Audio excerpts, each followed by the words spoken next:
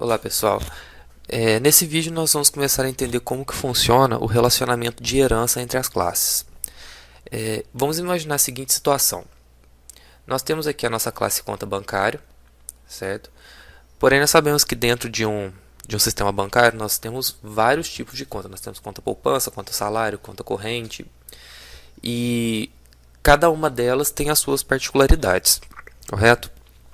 Então, o que nós vamos fazer? Dentro da nossa conta bancária, nós vamos segmentar ela em dois tipos, a conta corrente e a conta poupança. Então, no primeiro momento, nós vamos alterar aqui o nome da nossa classe e vamos criar uma cópia dela, que vai ser a nossa conta poupança. Inicialmente, as duas possuem os mesmos atributos. O que diferencia uma conta corrente de uma conta poupança? A conta corrente tem, por exemplo, permite com que você tenha cartão de crédito. E a conta poupança tem, por exemplo, o rendimento dela ao longo do tempo, certo? A nível de só a critério de backup, nós vamos deixar aqui também a nossa conta bancária implementada. Então, por enquanto, nós vamos ter três classes idênticas. A conta bancária nossa vai continuar tendo somente esses 5 atributos. E nós vamos trabalhar em cima da conta corrente e da conta poupança. Na conta poupança, nós temos que criar, então, um novo atributo que vai ser o rendimento dessa poupança. Esse rendimento, no nosso construtor,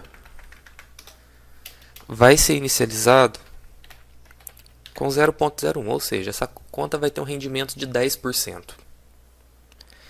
E aqui no final, nós vamos criar o getSet desse atributo. Bom, nada muito diferente do que vocês já estão habituados a fazer dentro de uma model. E agora, na nossa conta corrente, nós vamos criar aqui o saldo do nosso cartão de crédito.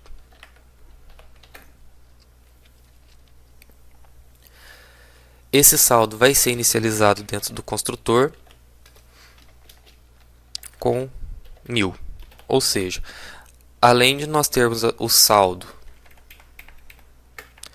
da conta corrente, nós vamos ter também o saldo do cartão de crédito. Ou seja, a pessoa pode gastar até R$1.000 dentro do nosso cartão de crédito.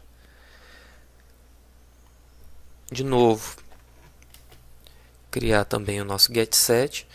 E presta atenção em uma coisa. Sempre que você incluir um novo atributo dentro de uma classe, esse novo atributo ele deve ser inicializado no construtor, seja de forma fixa como está aqui, ou recebendo esse valor como parâmetro.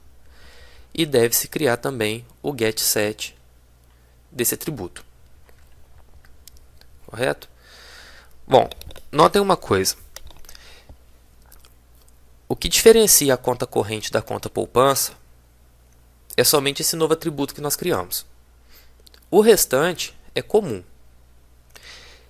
Se nós deixarmos o projeto da maneira que está, nós estamos replicando o código de maneira desnecessária, o que foge totalmente à ideia de orientação a objeto. Então, por que eu mantive essa nossa classe conta bancária implementada aqui e não excluí ela? Imagine que você tenha que, por exemplo, alterar alguma regra de negócio onde cada conta corrente ou cada conta poupança que você crie tenha que inicializar com um saldo de, por exemplo, R$100.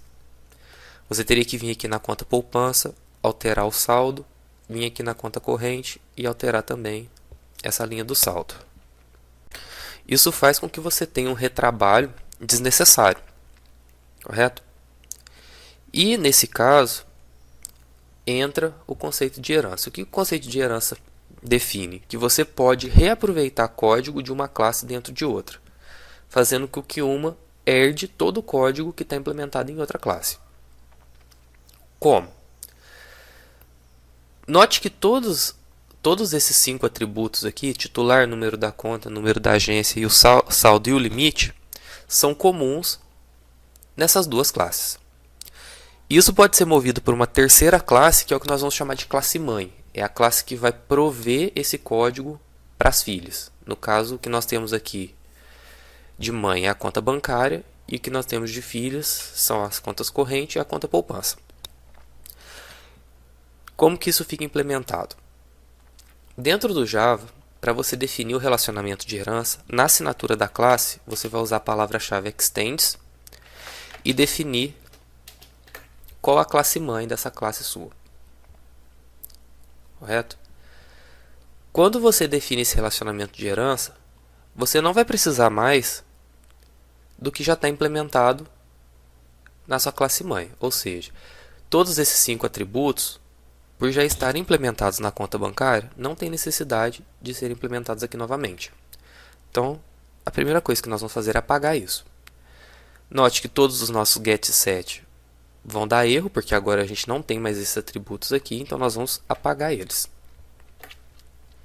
O nosso construtor também vai apresentar erro, porque nós não temos mais esses atributos aqui. Então, também vamos apagar. Nós vamos ficar com a classe dessa maneira aqui.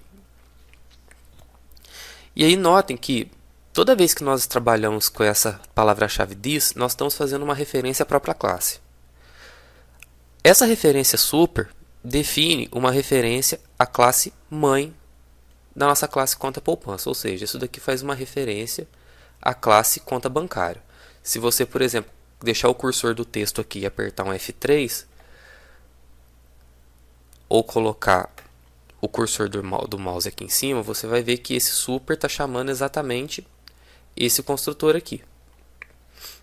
E por que esse erro está ocorrendo? Porque esse construtor ele recebe 3 parâmetros: titular, o número da conta e o número da agência. Note que esses 3 parâmetros já são passados para esse construtor também, porém eles têm que ser repassados para o construtor da nossa classe conta bancária. Então, se você passar esses 3 atributos, esses 3 parâmetros aqui dentro, você conserta esse erro. Se você segurar o Ctrl agora e vir aqui, ou apertar o F3 com o cursor sobre o super, ele te mostra qual construtor está sendo chamado, que é o construtor da nossa conta bancária. Correto? O nosso método versaldo também vai dar problema, porque agora nós não temos esses 2 atributos implementados aqui. Porém, nós temos na classe conta bancária esse mesmo método que retorna o mesmo texto.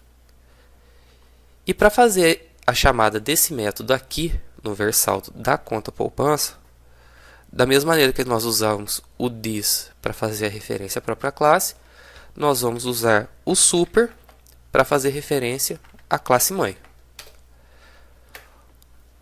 Isso faz com que o método versaldo da conta poupança chame o método versaldo da conta bancária.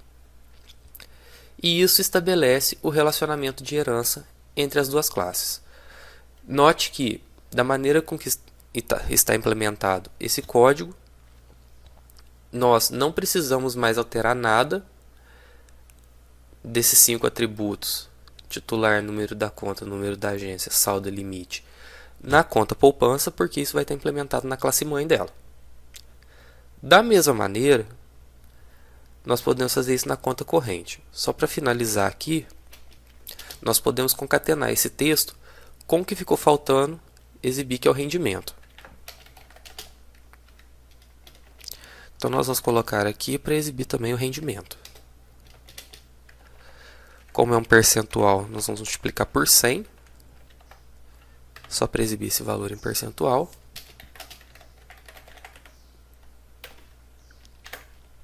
E está pronto. Então, quando a gente chamar esse método versaldo de uma conta poupança, ele vai exibir o texto dessa maneira: o saldo do cliente, nome do titular, é tantos reais com rendimento de tanto. Agora, nós vamos fazer a mesma alteração na classe conta corrente. Então, esses atributos que são comuns nós vamos excluir. Usar o extends aqui também para estabelecer o relacionamento de herança com a conta bancária. Alterar o nosso construtor para que o titular, o número da conta e o número da agência seja passado para o construtor da conta bancária. Vamos apagar esses métodos getSet que já estão implementados na conta bancária. Aqui nós vamos chamar de novo o método versaldo lá da classe conta bancária e vamos concatenar isso daqui com o valor do cartão de crédito.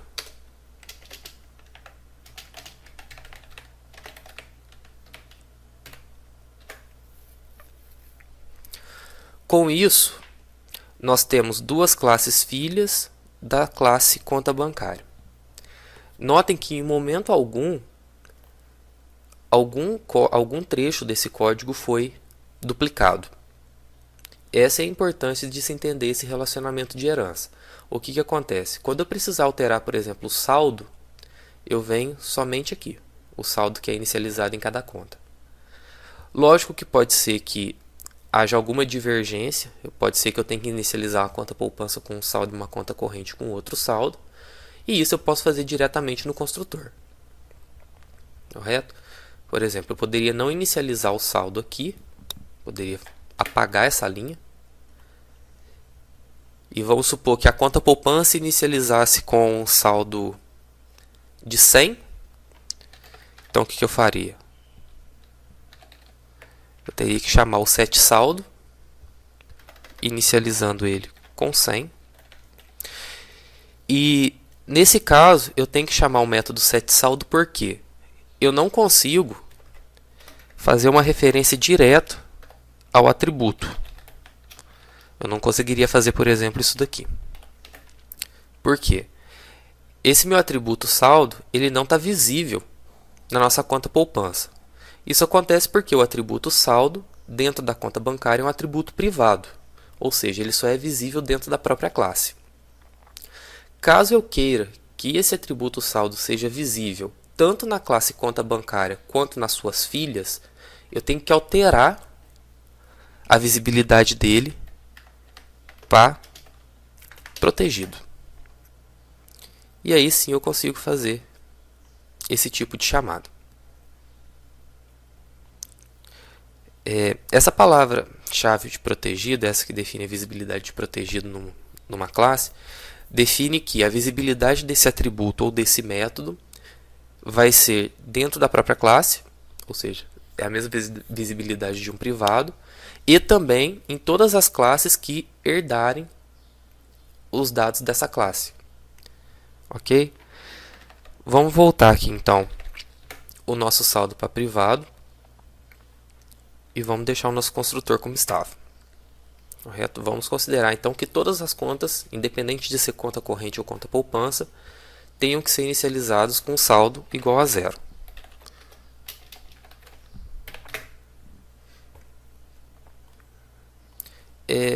Então agora vamos fazer um teste, vamos criar lá na nossa classe main. Vamos apagar isso tudo que estava aqui. Vamos dar uma limpada nessa nossa classe. E vamos criar então uma conta corrente. Conta corrente.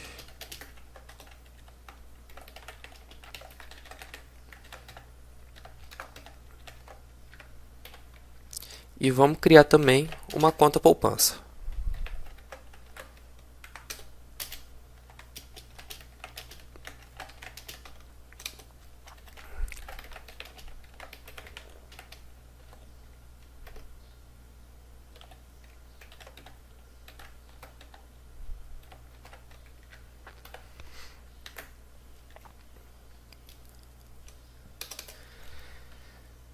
Se nós colocarmos aqui, vamos instanciar também a nossa classe usuário, que é a nossa classe que faz interface com o usuário. vamos colocar aqui então para exibir os dados da nossa conta corrente, da nossa conta poupança. Então, primeiro eu vou exibir os dados da conta corrente, chamando aquele método versaldo, e vou fazer a mesma coisa para a nossa conta poupança. Então, executando esse código, então o saldo do cliente conta corrente é de 0 com R$ 1.000 de crédito. O saldo do cliente conta poupança é de 0 também, os dois foram inicializados com 0, e ela tem 1% de rendimento. Esse 1% de rendimento da nossa conta poupança é exatamente esse valor que nós inicializamos aqui. Correto? Eu vou disponibilizar esse código, o link está na descrição do vídeo, e no próximo vídeo nós vamos então trabalhar dentro da nossa classe transações. Notem que no momento nós fizemos alterações aqui, mas nós vamos precisar fazer algumas alterações aqui, porque agora nós estamos trabalhando com dois tipos de contas diferentes. Ok? Então fiquem atentos ao próximo vídeo e até mais.